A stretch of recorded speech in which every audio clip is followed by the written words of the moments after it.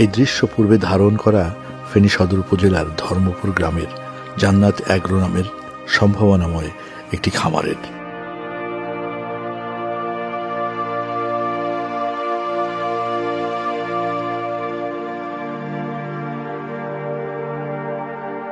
দিন 20 আগেও এখানে ফল ফসলের সমৃদ্ধি ছিল।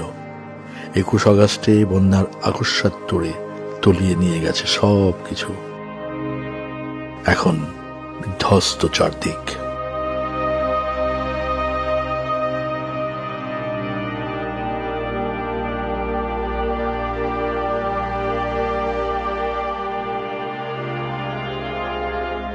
কৃষিতে সাফল্য খুঁজতে 3 বন্ধু কোটি টাকা বিনিয়োগে 10 একর জমিতে উদ্যোগ নিয়েছিলেন সমন্বিত ফল ফসল উৎপাদনের।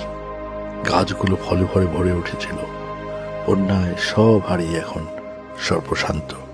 শুধু আমার নার্সারিতে ছিল প্রায় 15 লাখ টাকার উপরে গাছ ছিল। আমার কাছে বিশ্বের সবচেয়ে ভালো ভালো জাতের ফল গাছগুলো ছিল। রামবুটান ছিল, অ্যাভোকাডো ছিল, এই যে আমার সামনে আছে সুইট লেমন, তারপরে মালটার আমার কাছে প্রায় অনেকগুলো যাচ্ছিল, 40 থেকে 45টা যাচ্ছিল। আমের যাচ্ছিল প্রায় 70-এর উপরে যাচ্ছিল আমের। তারপর ভিয়েতনামের নারকেল ছিল, সেরি ফল ছিল, মানে সকল ধরনের দামি দামি সবগুলো ফল ছিল।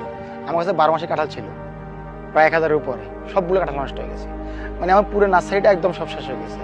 এটা আসলে কি পরিমাণে ক্ষতি হয়েছে, আমার স্বপ্ন একদম শেষ, আমার স্বপ্নটা শেষ। আমি এটা কি আবার যে দাঁড়াবো, আসলে এটা আসলে বুঝে না যাবে না, সম্ভব না আসলে কাউকে। আমি বুঝতেছি আমার কি গেছে, এটা আসলে কেউ আসলে অথবা দেখবে যে ক্ষতি হয়েছে, কিন্তু ক্ষতিটা যে কি পরিমাণ হয়েছে সেটা শুধু আমি বুঝি। আমার কি পরিমাণ ক্ষতি হয়েছে, এক কথা শেষ, আমার স্বপ্নটা শেষ। এখান থেকে আমাকে উঠতে আবার অনেক স্ট্রাগল করতে হবে, যেটা আমাকে আসলে পাড়াইতে অনেক, মানে এক ধরনের 100 মধ্যে পার হতে হবে, অথবা আমি টাইকবো কিনা তাও জানি না। এখন আল্লাহ যদি সহায়, আল্লাহ যদি দোয়া করে, আপনাদের সহায়তা করেন, অথবা আমি আবার উঠতে পারবো, এটাই আর কি। আমার খামার এবং আমার বাগান সব প্রায় 1 কোটি টাকার মতো বিনিয়োগ আছে বর্তমানে। আমি তো ব্যাংক থেকে লোন করা, শুধু আমি না, আমার মনে হয় এভাবে হাজার হাজার মানুষ ফেনী অঞ্চলের বা আমরা বন্যা করতে যারা আছি সবাই হাজার হাজার লাখ লাখ টাকা ঋণ করছে বিভিন্ন ব্যাংক এনজিও থেকে। আমি সরকারের মাধ্যমে অনুরোধ করে বলুন, সরকার হাতে অন্তত ব্যাংক বা ইন্স্যুরেন্স কোম্পানিগুলোকে যদি সম্ভবত মকুব করার জন্য, মকুব করে তো আমরা সবাই বাঁচি, আর যদি মকুব করা যদি সম্ভব না হয়, সরকার একটা পদক্ষেপ নিয়ে আমাদেরকে 5 মাস 6 মাস একটা সময় দিই। অন্তত এই সমাজটা আমাদেরকে সময় দেওয়া হলে আমরা ঘুরে দাঁড়াতে পারি, আমরা নতুন করে ইনভেস্ট করি, আপাতত আমরা ঘুরে দাঁড়াতে পারি, ইনশাআল্লাহ আমরা আমাদের টাকা ব্যাক করবো। কিন্তু আমাদের একটু সময় দেওয়ার জন্য আমি অনুরোধ করবো সরকারের কাছে।